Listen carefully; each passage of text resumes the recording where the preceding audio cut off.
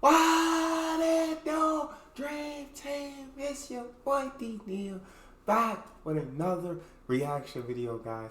Here we are once again with one of the greatest to ever play the game, Larry Legend, and 7 times Larry Bird absolutely owned his competition. Before we dive in, guys, make sure you subscribe to the channel, ring the notification bell, give the video a thumbs up so it gets suggested. Larry Legend! What we got? His ability to shoot the ball depending upon the team he's on. Like, he can get anywhere he wants to be and shoot over smaller players, and he was one of the most crafty players the game has ever seen. So I think his game translates to any time period. All that trash that you were talking, you need to squash all that. This man is great. Whatever you were saying, for a man who can't jump, he's demolishing everybody.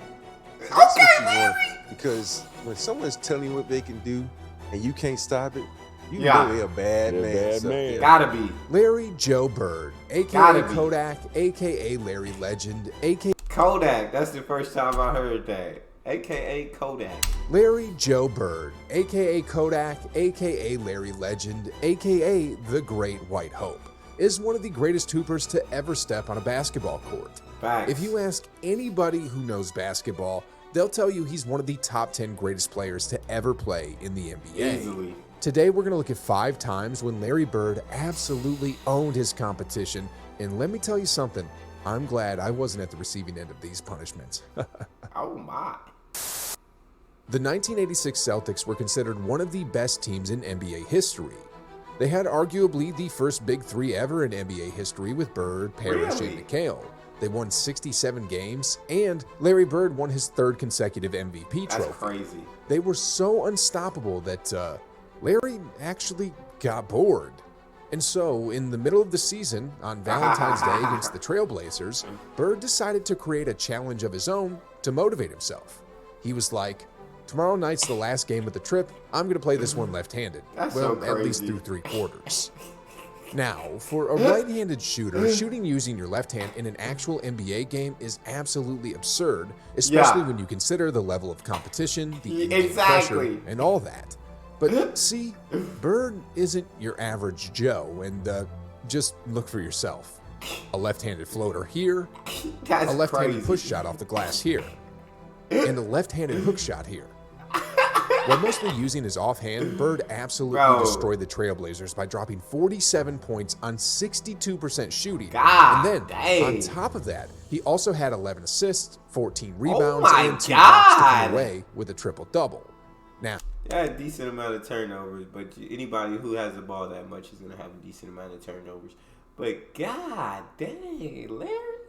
This man, he's Larry Legend. It's the reason he got that name, because he's absolutely legendary. An assist, 14 rebounds, and 2 blocks to come away with a triple-double. Now, when the reporters asked why he refused to use his dominant right hand after the game, Bird smirked a bit and said, "I'm saving my right hand for the Lakers." If that isn't the definition of owning an opponent, I don't know what is. That's so disrespectful to the Blazers. Aside from that story, here's another one when he completely owned the entire Hawks team simply because of a petty and friendly challenge.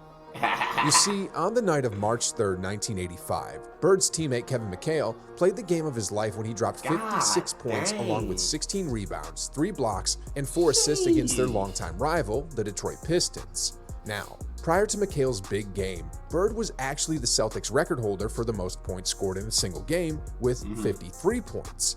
And although he was happy about McHale breaking his record, we all know that his competitive spirit wasn't going to let that stand. Right after the game, he was like, there aren't too many times you have an opportunity to score that many points. Kevin will probably not score that many again. Today, he was awesome. He deserved it. He should have gone for 60. Indeed, McHale should have gone for 4 more because in the very next game, well, actually, I'll just let Magic tell you the rest of the story here. It said 9 days. It couldn't have been the very next one because it said 9 days later. It had to be like 2 games later, 2-3 games later.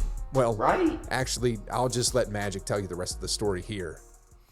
Kevin McHale had just broke the Celtic record, scored 60 And he went up to Kevin and said, you know you're not going to hold that record too long. The next game against the Atlanta Hawks, Larry Bird went out and scored 65 or something like that. Now, although the figures are a bit off, Bird really did go off that night against the Hawks. He was He going couldn't crazy. miss. Nobody could stop him.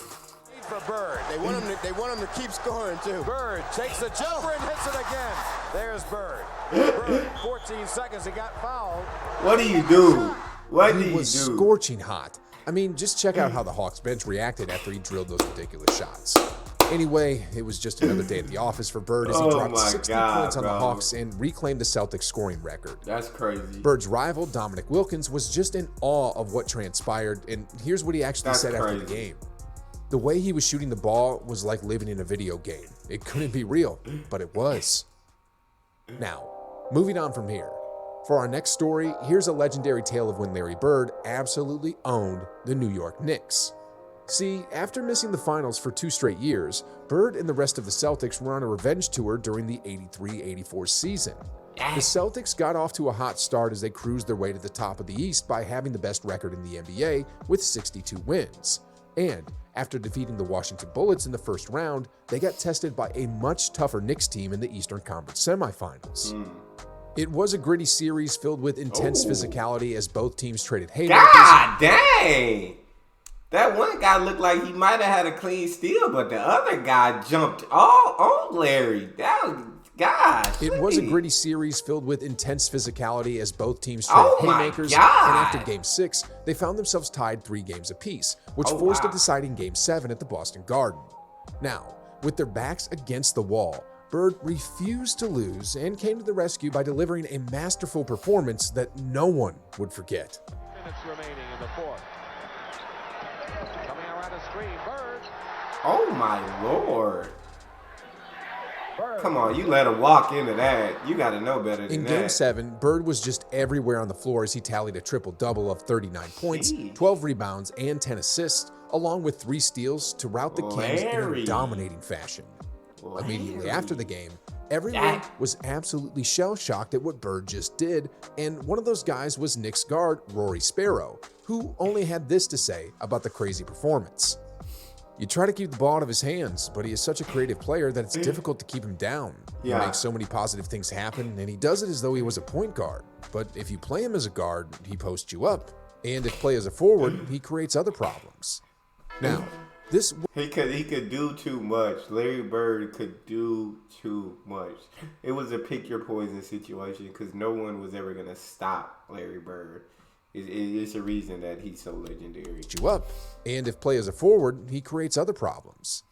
Now, this wasn't the only time when Bird pulled a triple-double on a big stage, because 2 years later, he did almost the same exact thing at the expense of Hakeem Olajuwon. Oh my God. You see, just like the 84 season, the Celtics owned the competition during the regular season. This time, though, they breezed through the first 3 rounds with ease as they only lost 1 game in 12 outings, and their strong performance in the playoffs led them to a finals clash against a young Hakeem Olajuwon and the Houston Rockets. Now, contrary to what many people think, the Rockets during this season were no pushovers, and in fact, they were the ones who booted Magic Johnson and the Lakers out of contention during the Western Conference Finals, with Hakeem leading the charge, averaging 31 points and 11 rebounds throughout the 5-game series. But despite how strong they were, the Celtics weren't the Lakers, and Bird wasn't Magic. The Rockets got schooled by the Celtics in 6 games, and the difference maker of that final series was none other than Larry Bird, who completely dominated everyone. In the deciding 6th game, Bird dropped 29, 11, and 12 on the Rockets to grab his 3rd ring, as well as his 2nd Finals MVP, and he was a plus 15 in the plus-minus category, while the other starters were just average at best. Anyway, guys, for the most part of this video, we've seen Bird owning teams left and right because he's just that kind of savage. But in this last story, Bird destroyed this guy plainly for treating him badly. In short, this one was personal. You see, before Larry Bird became a Celtics legend, he played at Indiana University, where he donned a Hoosier uniform. At the time, however, Larry Bird was shy, wasn't that sociable, and relative to his teammates, he was poor. This led to a disconnect between him and his teammates, and he actually felt a little bit disrespected by them, with Kent Benson being the worst offender.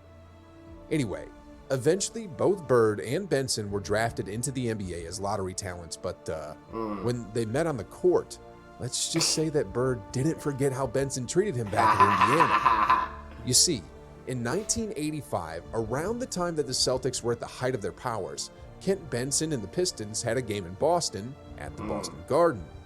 I don't think Benson will ever forget that night. Anyway, Kent Benson was a center, so he wasn't guarding Bird, but he was guarding Kevin McHale, Bird's teammate and good friend.